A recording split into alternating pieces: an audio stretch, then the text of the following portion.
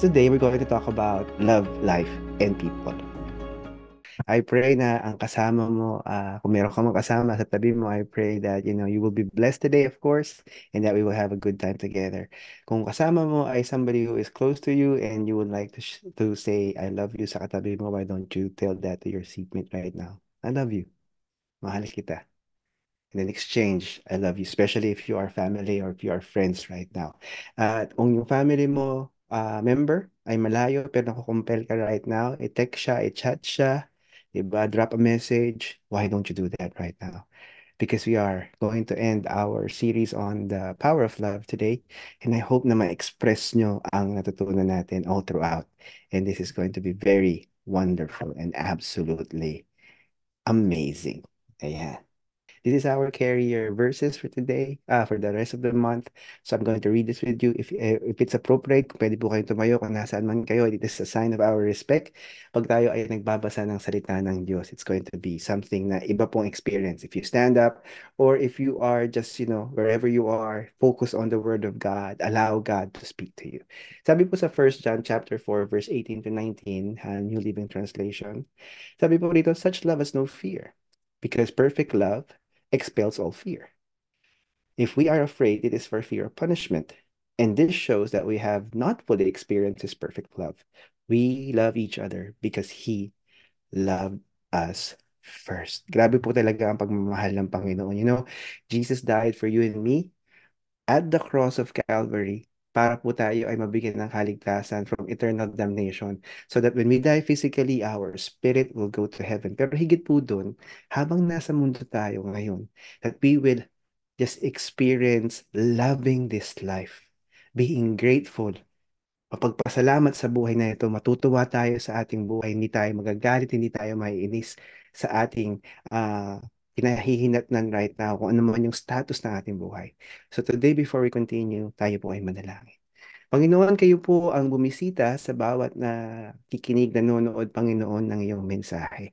Kung ito man, Panginoon, ay pinapanood nila live or on demand, it doesn't matter.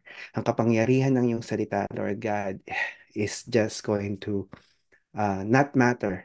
But wherever, whenever, Panginoon, ito ay napakinggan o napanood ng mga tao. Dalangin ko po, Panginoon, na kayo po ang magparanas ng kapangyarihan ng iyong pag-ibig sa bawat isa.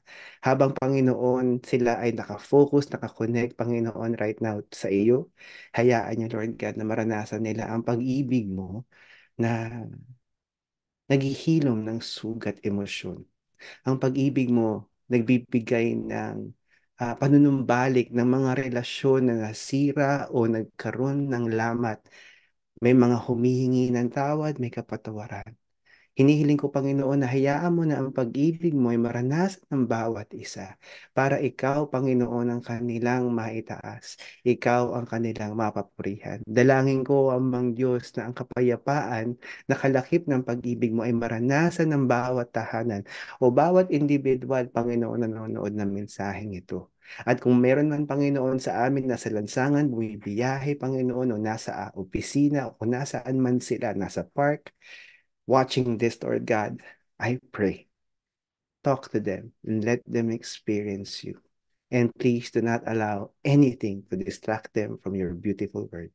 In Jesus' name we pray. Amen. Amen.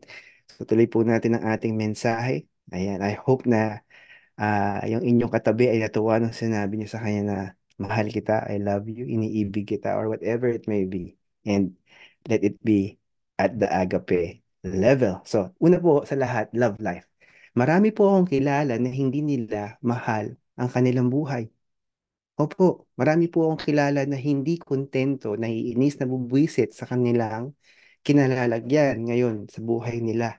Hindi nila maarok na ang buhay na ganito, ang buhay na ganyan, ay maaari natin lapatan ng pag-ibig na mula sa Panginoon para lalo tayo maging ganado, magkaroon ng enerhiya, magkaroon ng pag-asa, magkaroon ng kaibang pananaw. Kasi ang isang tao na mahal niya ang kanyang buhay, mahal niya ang buhay, mahal niya ang buhay ng ibang tao, makikita niya po ang pagkakaiba ng kanilang sinasabi, iniisip, o ang kanilang kakayahan na magdesisyon. Sabi po sa Proverbs 4:23 to 27, Amplified Version, Watch over your heart with all diligence, for from it flow the springs of life. Put away from you a deceitful, lying, misleading mouth, and put devious lips far from you.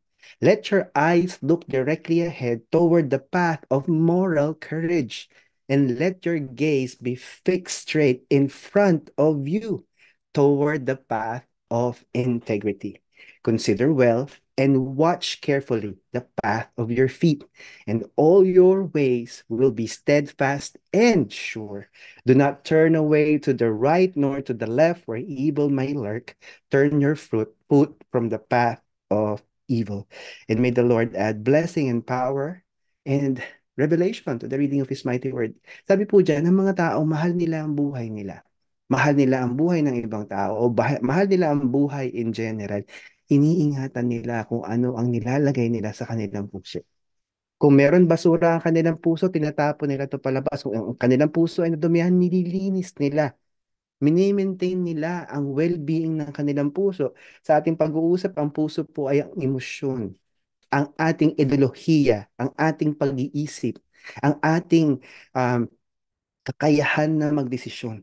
Marami po ang mga taong nasasaktan dahil ang kanilang puso ay hindi nila iniingatan.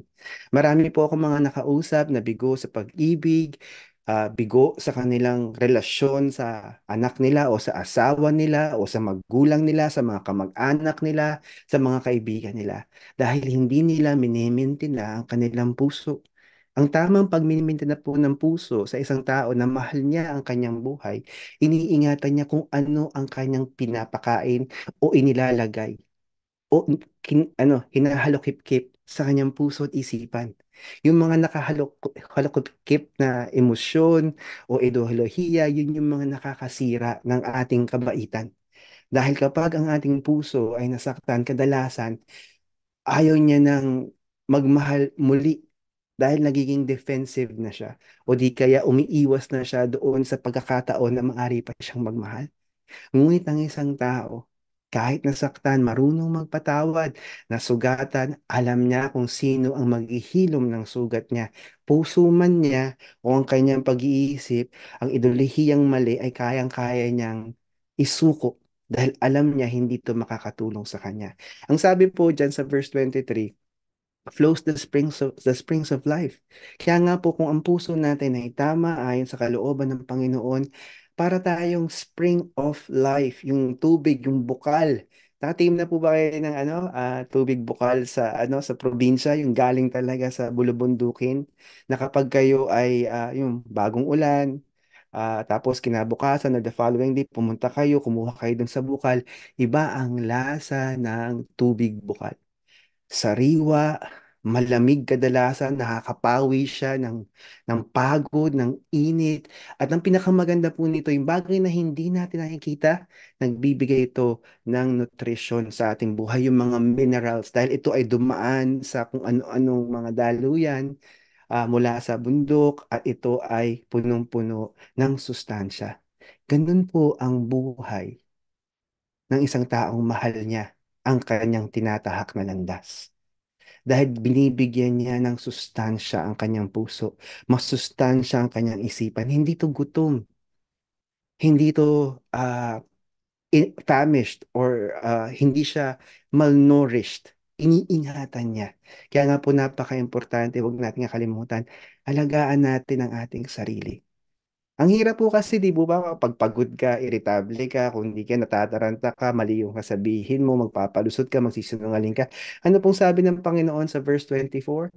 Tumigil tayo sa pagsisinungaling dahil ang isang tao na iingatan niya ang puso niya, alam niya ang katotohanan. Katotohanan sa kanyang sarili, katotohanan sa ibang tao, dahil siya ay matapat mamuhay. Ang isang tao na mahal niya ang buhay, hindi siya magsisinungaling. Kasi ang kasinungalingan, alam niya na ito ay makakasira ng relasyon. Ang kasinungalingan ay makakasira ng kumpiyansa. Ang kasinungalingan, pag pinaniwalaan natin, ay hindi makakatulong sa atin. Lalong-lalo na kapag tayo mismo ang nagiging sinungaling dahil hindi natin iniingatan ang ating puso. Hindi natin ito pinapakain ng katotohanan. Kaya nananaig ang kasinungalingan. Balikan na lang po natin ang ating nakaraan, mga kilala natin sa ating pamilya, sa ating mga kaibigan o kaopisina. Gaano karami sa kanila ang nasaktan dahil sa kasinungalingan o gaano karami sa kilala natin ang nanakit dahil ng sinungaling. Kung mahal po natin ang ating buhay, iiwasan natin yan dahil kaguluhan ang kanyang mapupuntahan. Ang sabi po ng Panginoon sa Proverbs 4:25b, sabi niya, tignan natin diretso. Tumingin tayo, maging focus tayo sa integridad. Yung totoo tayo. Hindi tayo nagsisinungaling na nagsisinungaling sa sarili natin. At kapag meron tayong nalaman na katotohanan tungkol sa atin, kahit masakit siya, yayakapin natin siya. Dahil mahal natin yung buhay natin para lalo tayong mas maging mahusay na individual. Dahil pag nalaman natin ang ating kamalian at ang mga kilos natin nakakasakit, marapat lamang dapat ituwid natin to. At pag tinuwid natin ito, lakapan natin ang pag-ibig, ang pagtutuwid, ang pagsasaayos ng lahat ng kamalian na ating ginawa. Kaya nga po sinasabi ng Panginoon, ingatan natin kung saan natin bibitbitin ang ating mga paa. Ang mga paa po kasi ay simbolo ng iyong lakbay. Saan ka patungo? Ang isang taong mahal niya ang kanyang sarili, alam niya kung saan siya pupunta. Hindi siya magpapadala sa mga tao na nasa kapaligiran niya. Nakakaaliw pong isipin na meron pong isang interview sa isang protesta sa Estados Unidos, mga kabataan nito sa kolehiyo. Ah, ito po ay tungkol dun sa kanilang pagsuporta sa mga Palestino sa Gaza. Dahil nang meron nga pong digmaan, kung hindi po natin alam, laban ang Palestino at mga Israelita. Nung tinatanong, inuurira, inuusisa noong reporter, anong dahilan ba nandito ka? Anong suporta? Ang sabi niya, hindi niya alam. Nandito kasi yung mga kaibigan ko. Ganun po ang isang tao na hindi nakatungtong sa integridad, hindi nakatungtong sa katotohanan. Hindi ko sinasabi yung mali yung kanilang ginagawa. I'm not looking at that right now. I'm looking at the person na nagsabing, hindi ko nga alam kung bakit ako naandito, practically. Hindi po ba nakakabaliw isipin na tayo kapag wala tayo sa tungtungan o sa pundasyon ng pag-ibig, sa pundasyon ng katotohanan, tayo ay nadadala ng mga bagay na hindi natin alam na nakakasama sa atin. Sabi nga ng isang magaling na na philosopher, sabi niya ang mga taong patay hindi nila nararamdaman na sila ay patay. At hindi nila alam na sila ay patay. Kung naniniwala po tayo na ang isang taong patay ay yung atheistic perspective na there is nothing after death. Ganun din po daw ang mga taong stupido. Hindi mo alam na stupido ka, parang patay. Hindi nila alam na patay sila. At yun ang pinakamahirap. Kaya nga po, kung mahal mo ang sarili mo, hindi ka magiging hangal, hindi ka magiging stupido, hindi mo hahayaan na pumunta ka sa isang lugar na hindi mo alam ang dahilan. Bakit nga ba ako naandun? At ang sabi niya sa verse 27, iniiwasan niya ang lahat ng daan patungo sa kawalangyaan, sa kademonyohan. Dahil ayaw niyang saktan ang sarili niya at ayaw niya rin saktan ang ibang tao. Ganun po ang isang taong nagmamahal sa kanyang buhay. Ayaw niyang saktan ang sarili niya at ang mga tao na ganun, ayaw din nilang saktan ang kanilang kapwa. Kaya maghanap ka ng isang tao, isang kaibigan o isang karelasyon, kung ikaw ay single pa, of course. Kung ikaw ay married, syempre hindi na. No? Touch mo, kasama mo na yan habang buhay. Importante, mahalin mo kung sino man ang esposo mo o esposa mo. Ngunit kung ikaw ay makakapili, piliin mo ang tao na marunong magmahal ng tama sa kanyang sarili.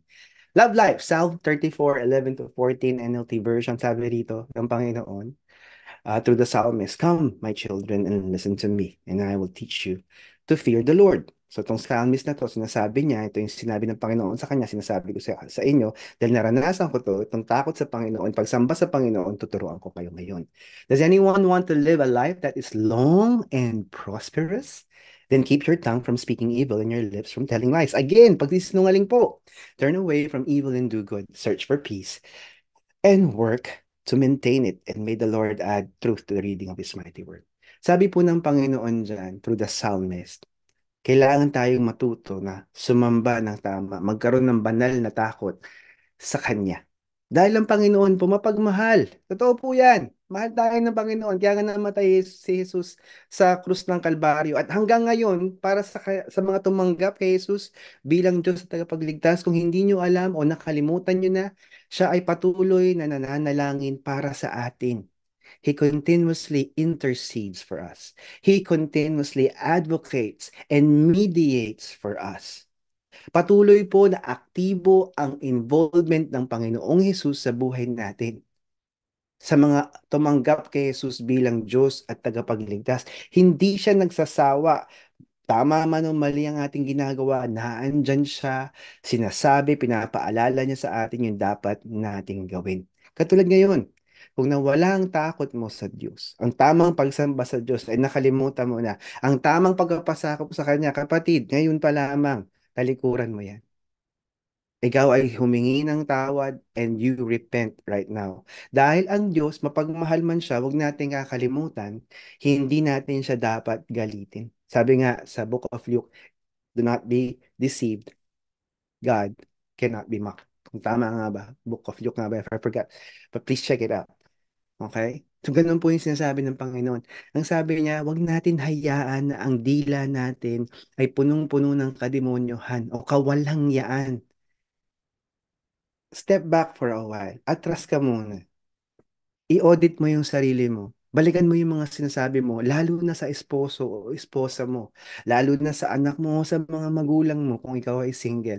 Sa mga kapatid mo, isipin mo, paano ka magsalita. Hindi lamang yung sinasabi mo, kung hindi kung paano ka makipag-usap sa kanila. Bastos ka ba? Nakakainis ka ba? Mapanirang puri ba ang lumalabas sa bibig mo, lalo na dun sa mga mahal mo sa buhay? Mayabang ka ba?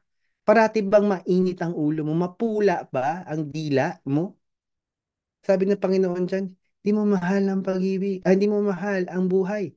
Ang taong umiibig sa buhay, marunong umibig ng kanyang kapwa.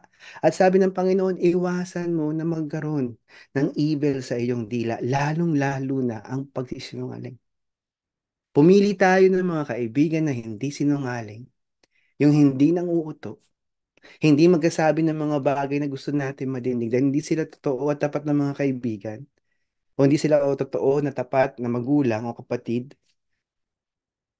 Pumili tayo ng mga tao din na marunong magmahal sa buhay. Kasi ito ay mga taong to makakadagdag sa ating value, ika nga. Sabi ng Panginoon, to the psalmist in verse 12, babalik ta rin lang natin yung logic in a way kasi tanong to does anyone want to live a life that is long and prosperous? Ang sagot, ito yung dapat mong gawin. You want to live long. You want to live prosperous. Sabi niya, keep your tongue from evil. Kasi nga po, yung expression ng ating mga bibig, yun yung laman ng puso natin eh. Kung maraming tensyon, maraming stress, yung lalabas sa bibig mo. Okay? Ngayon, kung ang ating puso ay nakasuko sa Panginoon, ang tensyon, ang stress, mapapalitan siya ng pag-ibig, mapapalitan siya ng kagalakan. Nakarinig po ba kayo ng tao na punong-puno ng kagalakan na magsasabi ng mga mapulang salita? Masakit na salita. Hindi po. Ang mga taong punong-puno ng kagalakan o sila ay masaya sa buhay nila, punong-puno ng napaka-positibong salita ang kanilang sinasabi. Kasi punong-puno sila ng kagalakan eh. At masaya sila sa kanilang pamumuhay. Tapos sabi ng Panginoon dyan, hanapin mo ang kapayapaan at gumawa ka ng mga bagay na mabuti. At sigurado, hahaba ang buhay mo at ikaw ay magiging mayaman. Remember, ang yaman po dito ay hindi lamang syempre yung cash or yung material blessings, kundi kasama po dyan yung kalusugan, yung physical health mo, spiritual health mo, intellectual health mo, relational health. Those are the things that are part of riches and prosperity. And that's something that we should never ever forget. Yan, tuloy po natin. Love people. So, napaka-importante po na matuto tayo magmahal ng kapwa natin. Kung paano po natin tratuhin ang ibang tao, yun po ay reflection ng ating pananaw sa ating sarili. Kaya nga, ang mga taong hurt, they hurt other people. Ang mga tao na nagmamahal sa kanilang sarili, madali sa kanilang magmahal ng kanilang kapwa, lalong-lalo na yung mga malapit sa buhay nila. Dahil sila ay sumusunod sa kaudusang Matthew 22:39 NLT version. As second is equally important, love your neighbor as yourself. So pag binaliktad po natin ng konti yung phrasing, love yourself to be able to love your neighbor according to how you love yourself. So, punahin po natin mahalin ang ating sarili dahil kung paano natin minamahal ang ating sarili, that is the reflection of how we are going to love other people.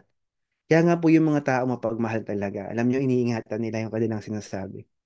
Hindi sila yung parang ano, armalite. Pag tinamaan yung anak, tinamaan yung asawa, tinamaan yung nanay, yung tapos maririnig ko pa na justification. Eh, ganun kasi ako eh. So, ganun ka? Madali sa yung manakit ng tao? May mga nakakausap akong ganyan, lalo na yung mga malalapit sa buhay ko, no? Hindi, hindi, mahal ko sila. Kung mahal mo sila, hindi mo sila sasaktan. Kung mahal mo sila, sabi ko dun sa mga kaibigan ko, iingatan mo yung sasabihin mo. Kasi makapangyarihan ang dila. Ang pinaka-traumatic sa isang tao ay yung mga binitawang salita ng mga taong mahal nila at nire-respeto nila at tumarak sa puso nila na hanggang ngayon hindi nila makakalimutan. Tapos sabihin mo sa akin kasi ganyan ka talaga. Eh kung ganyan ka, sabi ko dun sa isang kaibigan ko nung had this confrontation, sabi ko kung ganyan ka, bago ka magsalita at alam mo mainit ulo mo, pakalmahin mo muna sarili mo, lumabas ka ng bahay. At yung tinuturo ko sa inyo parati dahil mga kaibigan ko to, hindi ba sinasabi ko sa inyo, mag-inhale, exhale ka ng 10 beses. Kasi pag nag-inhale, exhale ka, bababa ang iyong tibok ng puso, bababa yung blood pressure mo, i-clear yung mind mo, at hindi ka magsasabi ng mga bagay na makaka-traumatize sa mga mahal mo sa buhay. Meron po ako mga kina-counsel and we were doing counseling and we were trying to, regress. Balikan namin yung mga nakaraan ng buhay nila, as early as 4 or 5 years old. Sinabihan po kasi ako ng tatay ko na tanga ako eh. Sinabihan po kasi ako ng nanay ko na ang tamad ko. Sinabihan po kasi ako ng tita ko na ano eh, na wala akong patutunguhan, wala akong pag-asa. And the words that we speak, it actually penetrates the depth of our heart. Wala akong narinig sa kanila na sa kanila yung pinakamasakit na experience nila sa kanilang mga magulang eh sinampal sila, sinabunutan sila, hindi. Ang pinakamasakit na experience nila sa magulang nila. Hindi nga yung hindi nag-keep ng promise, marami akong kilalang mga yung mga tatay, mga sinungaling. Mga ngako hindi totoo pa rin. Sasabihin, oo, pupunta tayo dyan, no, ganito, ganyan, no. Sige, antayin mo ako, magbihis ka.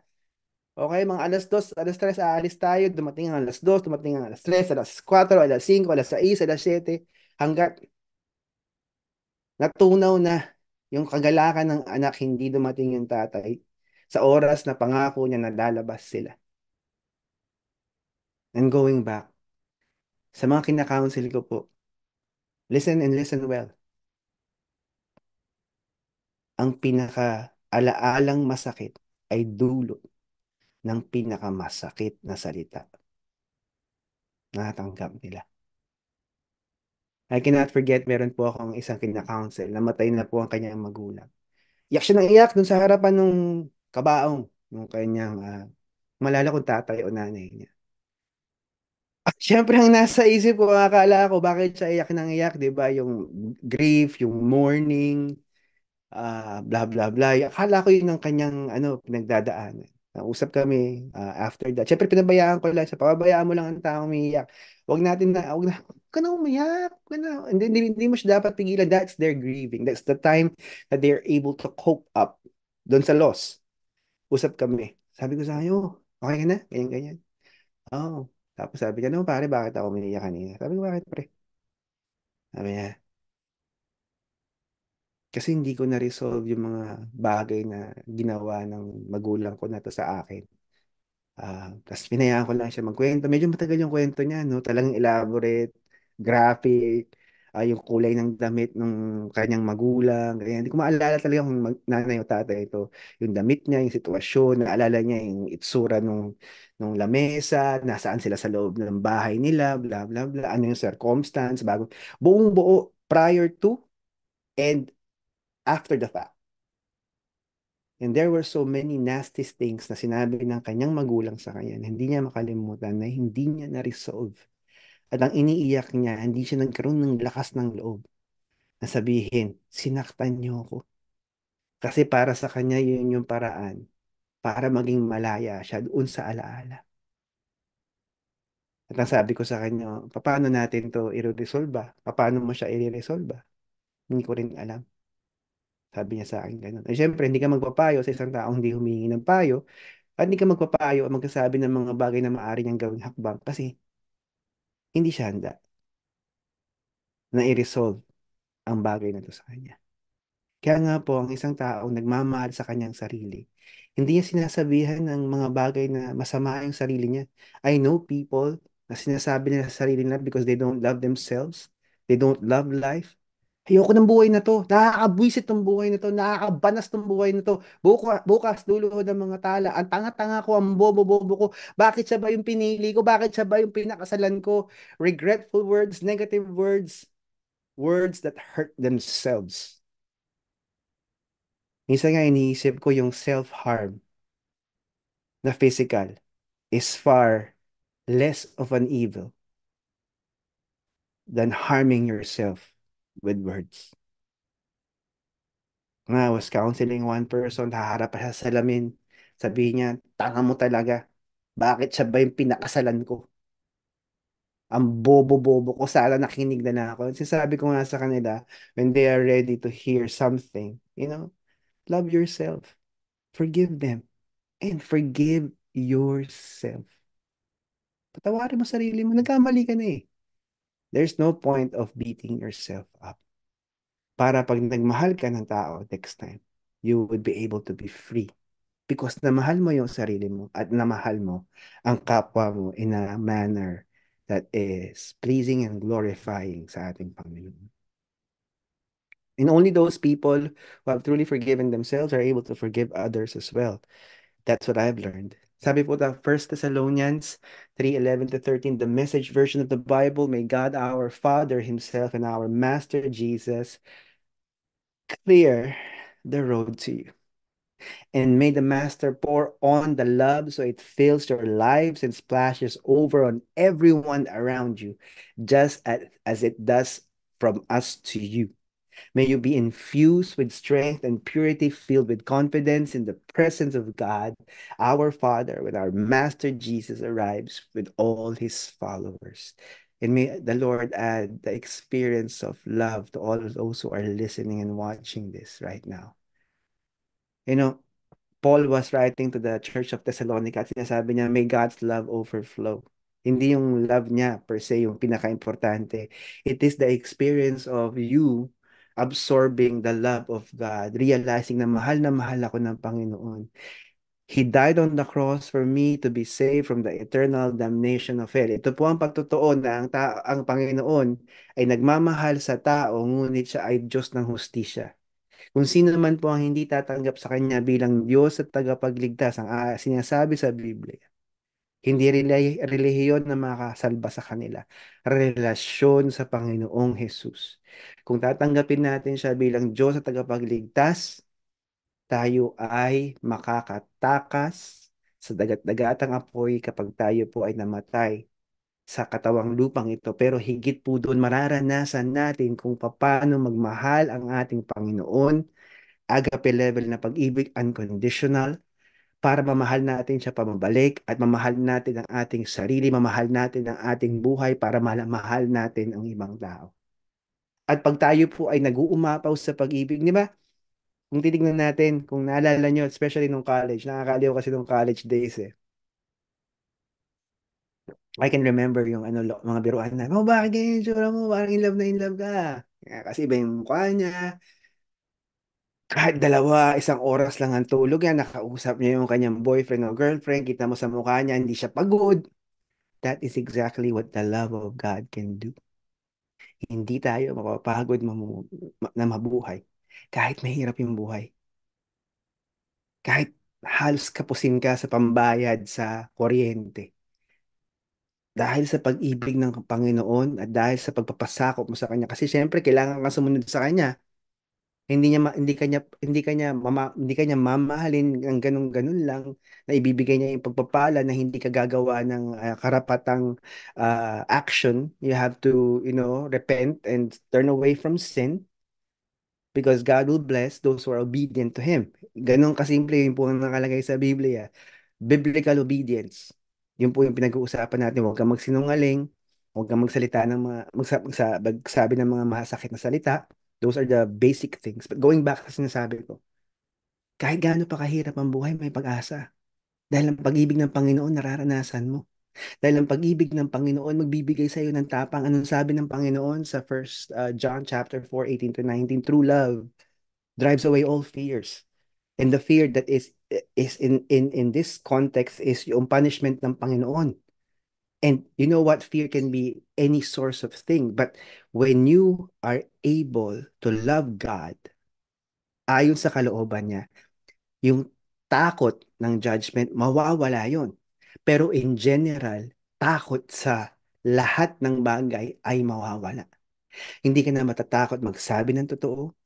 Hindi ka na matatakot makipag-usap sa iyong magulang para sabihin sa kanila na ito yung mga bagay na nasaktan ka sa sinabi nila. Alam ko po maraming mga tao walang ganong klaseng karanasan sa pakikipag-usap sa kanilang mga magulang tungkol sa mga nakaraang sakit na naranasan nila, hindi nagkakaroon ng tamang pag-aayos ang pamilya, hindi nagkakabalikan ng pag-ibig ng mga asawa when somebody betrays them, hindi bumabalik yung respeto ng anak sa magulang who actually abandoned them. And families are broken because lack of love. Because love is the glue. Ang pag-ibig po, ang glue ng bahay. Ang glue ng tahanan. When sa bahay, hindi ito yung physical thing, it is the representation of the family. Kung kailangan nyo po ng tulong, nandito po ang ating simbahan ng Salvation in the name of Jesus. You can actually comment or chat to us. Sabihin nyo sa amin kung paano namin kayo matutulungan so that you will experience the healing love of God. Kaya nga po nag-overflow yung pag-ibig namin. Dahil ang pag-ibig namin ay galing sa Panginoon. Hindi ito pag-ibig na nagmula sa aming kapwa-tao. But of course, when God is the centerpiece, because He is God and He is love, makikita niyo po na ang pag-ibig ng simbahang SNJ ay iba. We love each other sa church, and we would like to invite you to experience the love of God as well. Tayo po ay yumuko. Let's bow down our heads and close our eyes at this time. And hallelujah. Napakabuti po ng Panginoon. Sa mga nagnanais na tumanggap kay Jesus bilang Diyos at tagapagligtas, inaanyayahan ko po kayo ngayon. Yes, I would like to invite you right now if you would like to receive Christ as Lord and Savior. Ang una pong gagawin nyo, ihingi nyo po ng tawad ang lahat ng kasalanang naaalala ninyo. Hallelujah. Pangalawa po, after nyo ask forgiveness sa lahat ng kasalanang naalala nyo, sabihin niyo po sa Panginoong Jesus, salamat o Diyos, Jesus, dahil ikaw ang tagatubos ng aming kasalanan. Ang pinaka-importanting portion ng ating panalangin ito po, this is the most important bit, huwag niyo po kalimutan ito. Kailangan niyong ulitin itong panalangin ito at akuin niyo ito na mula sa puso ninyo. Repeat after me this prayer. Jesus, nais ko pong maranasan ang pag-ibig mo. Nais ko pong mawala ang takot ko sa impyerno, sa kaparusahan, sa kasalanan, sa kinabukasan na walang kasiguraduhan. Nais ko pong mawala ang aking takot na mamatay, na walang napundar, o hindi na ayos ang aking relasyon sa mga mahal ko sa buhay. Manahan ka po sa aking puso. Nais po kitang anyayahan na maghari sa aking buhay. Ikaw po ang aking Diyos at tagapagligtas mula ngayon hanggang kailanman. Amen. Amen. Pwede po kayong dumila at pananalian. Kung kayo po ay nanalangin mula sa puso niyo, kayo po ay ligtas na. At kung kayo po ay naligtas sa programang ito, nais po namin marinig ang inyong karanasan. Please do comment and share and chat to us so that we can contact you or reach out to you kung nais niyo po. I would like to pray sa aking mga kapatiran. Mga kapatiran, kahit po yung mga kakatanggap lang kay Jesus bilang Diyos at tagapagligtas sa oras na ito. Kung nakalimutan nyo nang magmahal sa Panginoon, talikuran nyo na ang kasalanan yan at umpisahan nyo ang lakbay patungo sa pagmamahal sa Kanya. Kung nakalimutan nyo na po na ang buhay na ito ay punong-puno ng pag-asa dahil ang Panginoong Diyos natin na lumikha sa atin, naglatag po siya ng plano ng napakagandang buhay na maaari nating maranasan. Hindi lamang ito ang buhay na ikaw ay maaring makaahon sa iyong kahirapan, magkaroon ka ng kayamanan at guminhawa ka. Hindi lamang po yun. Ang buhay na pangako ng Panginoon ay buhay ng punong-puno ng pag-ibig, na mapapalibutan natin ang ating buhay ng mga taong matapat, na magkakaroon ng kaayusan, kapatawaran at paghingi ng tawad sa ating tahanan. Reconciliation and redemption. Kapatid, huwag mong hayaang bulagin ka ng kasalanan. Importante ang trabaho, pero hindi yan magdadala sa iyo ng kagalakan o kaayusan sa iyong tahanan. Maaaring nagtatrabaho ka pero galit pa rin sa iyo ang iyong anak. Maaaring nagtatrabaho ka pero galit pa rin sa iyo ang iyong kapatid.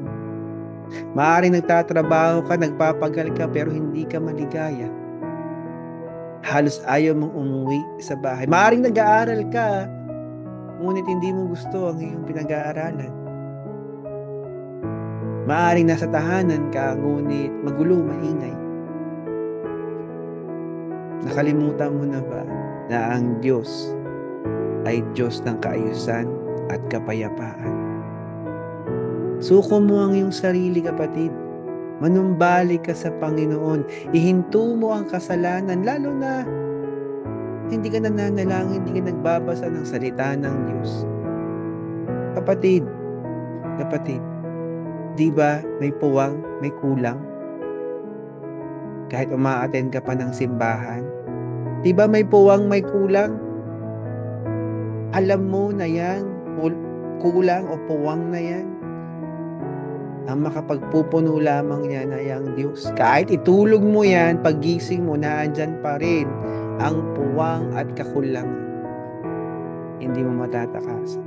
Kapatid, ihinto mo na ang kasalanan, bumubulag sa'yo. Kasalanan na hinahayaan mong yurakin ang iyong kinabukasan, nakawin ang iyong buhay. At mamatay ka na walang alaalang iiwang maganda. Ihinto mo na. Ihinto mo na. Panginoon, maraming salamat po at sa mga kapatiran ko, nais bumalik sa iyo. Naway makaranas sila ng totoong kalungkutan, godly sorrow, makadiyos na kalungkutan, so that they will experience true repentance today. Yes, repent. Experience true repentance without regrets. Dahil ito ang magdadala sa iyo. Pabalik sa pag-ibig ng Diyos, pabalik sa pagmamahal mo sa iyong sarili, pagmamahal mo sa mga tao sa kapaligiran mo, at pagmamahal mo sa buhay na ipinagkaloob sa iyo ng Panginoon, na ibinuhos niya lahat ng iyong mga kinakailangang kakayahan na nasa iyong puso at nasa iyong isipan, ang kailangan mo lang hugutin ito sa pamamagitan ng grasya ng ating Diyos para magamit mo at tingnan mo, mag-iiba ang buhay mo. Ito po ang dalangin namin sa ngalan ni Jesus. Amen. Amen. Ayan, kung kayo po ay nakaranas ng pagpapala, ng kagalingan, ng healing, ng deliverance today, naanyayahan po namin kayo. If you haven't been in touch with our church, pwede po ba kayo mag-iwan ng comment? Pwede po ba kayo mag-iwan ng opportunity for us to have a chat? Pag chinat po namin kayo pabalik, can you chat back to us? We can have that discussion. You are more than welcome to join our church. Maganda po talaga na magkita tayo face to face, of course. That will be a great opportunity. And today sa Marikina Hub po ng Salvation in the Name of Jesus, sa ating Pangasinang Daughter Church, meron po tayong face-to-face worship. And so we pray na makasama po namin kayo. At patuloy po namin hinihiling, tulungan niyo po kami na ma-reach out po natin ang mas marami pang tao sa salita ng Diyos na inyong narinig today. We pray na like and follow niyo po ang ating FB page at sa YouTube channel naman po like and subscribe. Tapos paki-hit po yung yung tawag dito, yung like na sign because that is going to bring more people. Mari-reach out po tayo, makaka-reach out po tayo sa mas maraming tao when you like that. So please do subscribe it, like it, and just follow us. That's very, very important. Hit that notification bell.